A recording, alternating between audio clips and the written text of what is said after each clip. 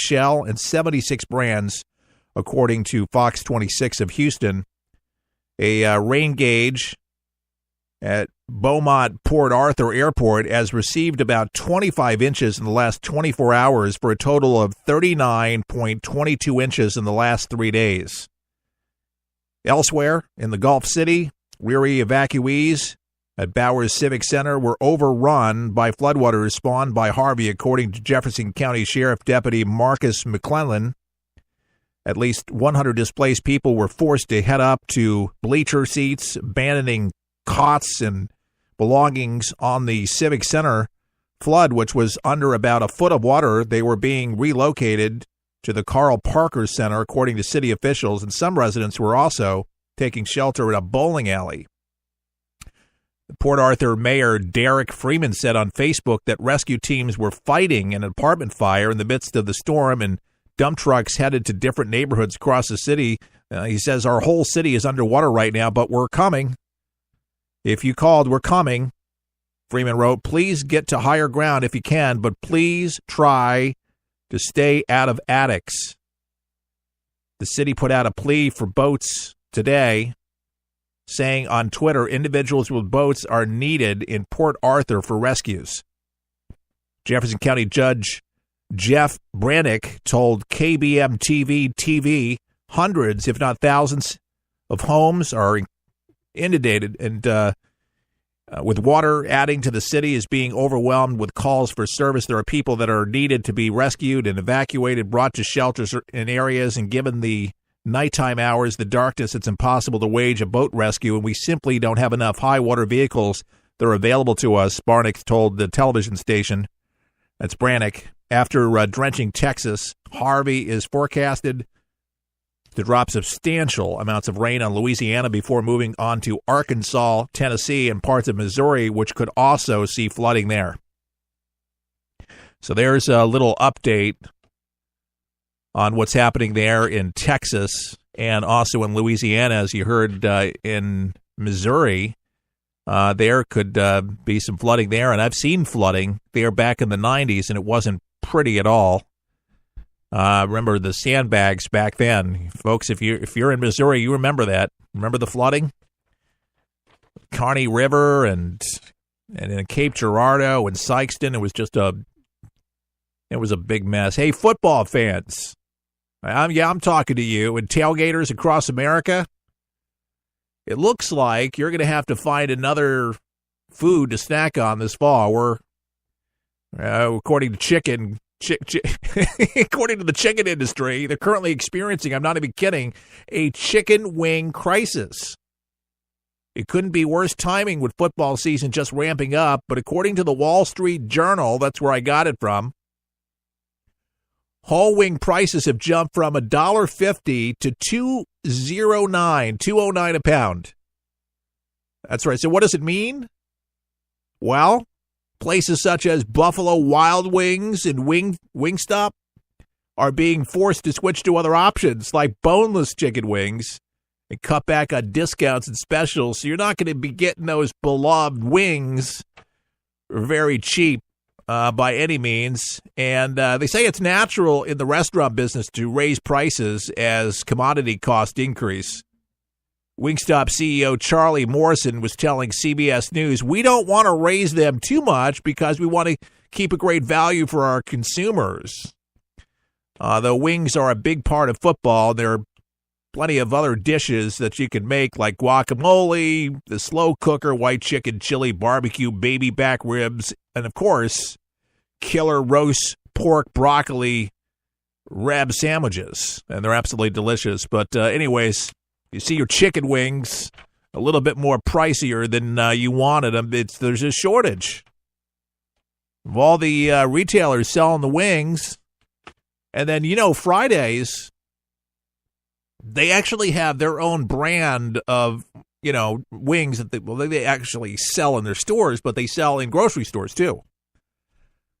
I occasionally buy their poppers. I like the cream cheese ones occasionally, in the air fryer.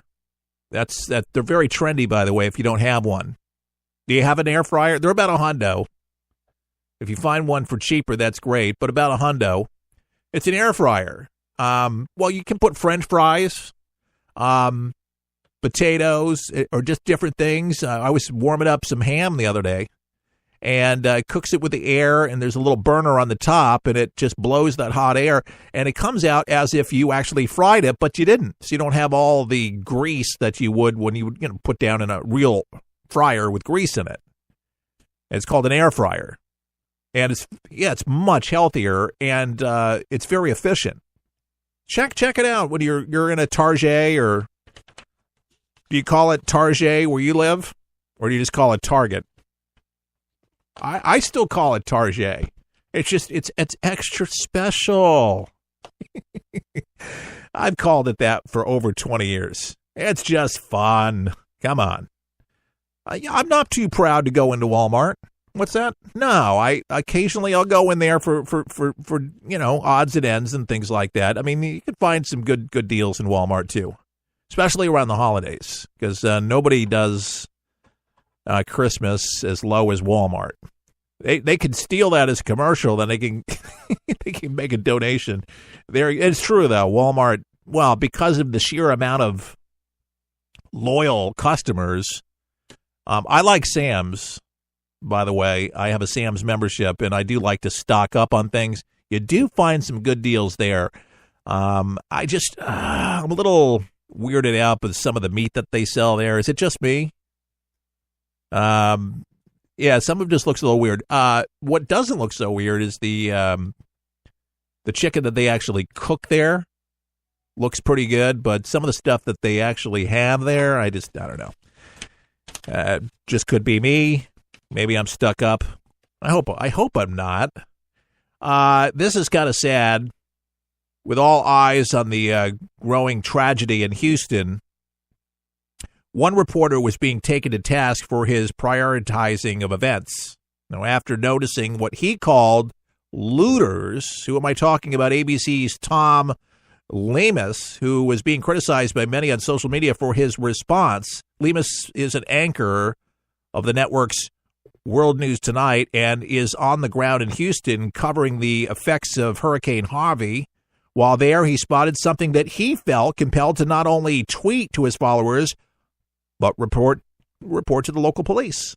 And he says, we're witnessing looting right now at a large supermarket in northeast part of Houston, and police have just discovered a body nearby. All right. His tweet read, breaking, we're witnessing looting right now, what I just heard, what you just heard. All right, so many Twitter users took issue with the fact that he tweeted about the looters before the body. Others were upset at the idea of characterizing people getting food during a disaster as looters. And so a lot of people kind of weighed in on it. So in your pound-breaking announcement, hungry folks looting food, a.k.a. survival, takes precedence over the discovery of a body? ? And Tom comes out of breaking. We're witnessing looting right now in a large supermarket. Oh, he says it again. We're witnessing a reporter drawing a connection between two likely completely unrelated events, and a llama once spit on me. Or, excuse me, a llama once spit on me. Ha, ha, ha. Okay. The disgusting tweet could only serve to make already traumatized people feel more unsafe. You and at ABC should feel ashamed. Pretty sure they are calling this trying to survive. Houston has been devastated. How do you loot bread and peanut butter? We aren't taking TVs here. Looting is looting. Stealing is stealing. And sometimes when you're on the ground, unfortunately for media, and, I've done some reporting, he was reporting what he had saw. He did not do the who, what, why, where, and when. It's just what it appeared to be people running out of a store with items in their hand and people just taking stuff, going crazy into a store.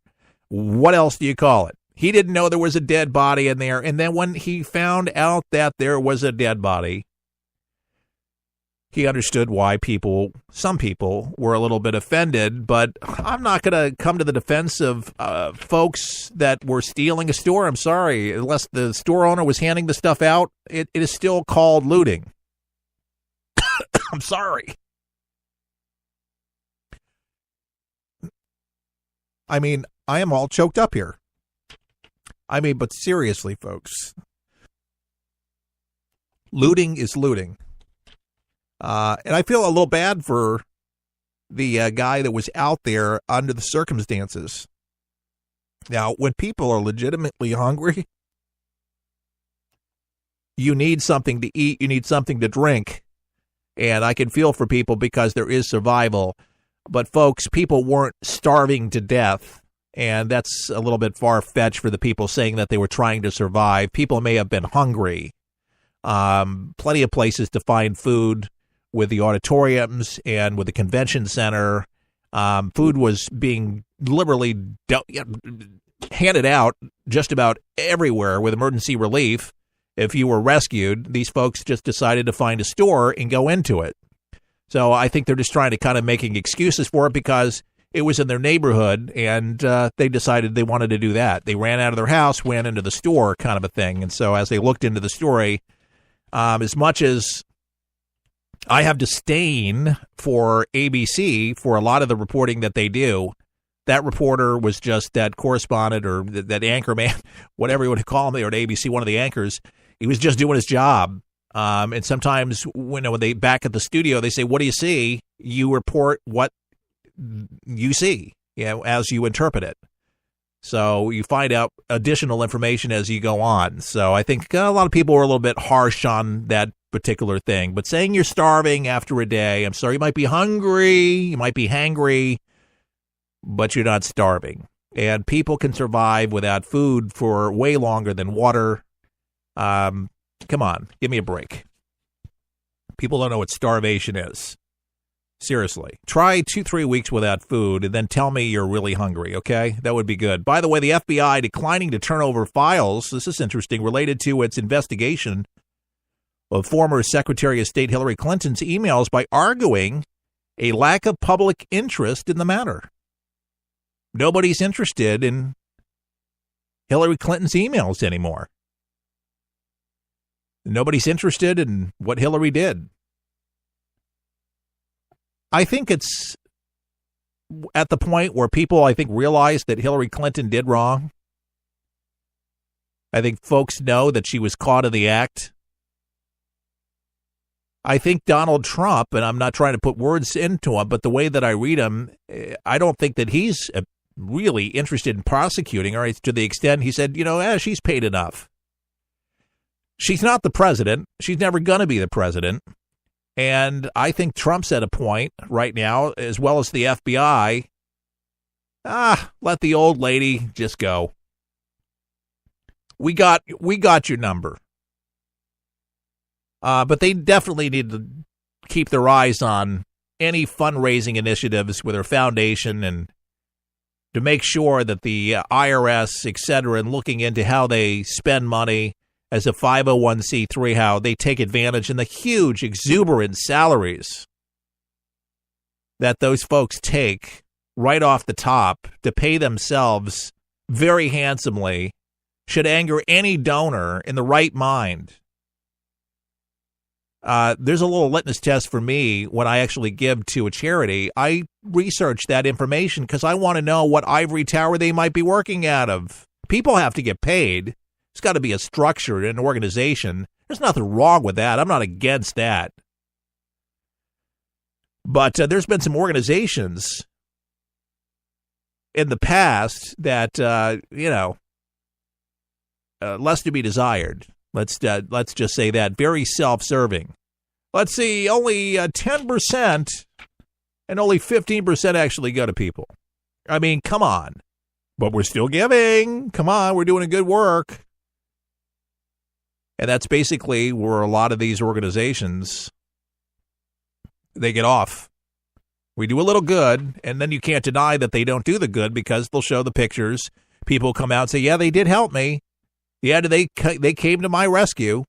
They did what they said they were going to do, and that's true. But I just thought this was interesting news, just given all the hype. But has enough time gone by? Are you satisfied with the investigation into Hillary Clinton's emails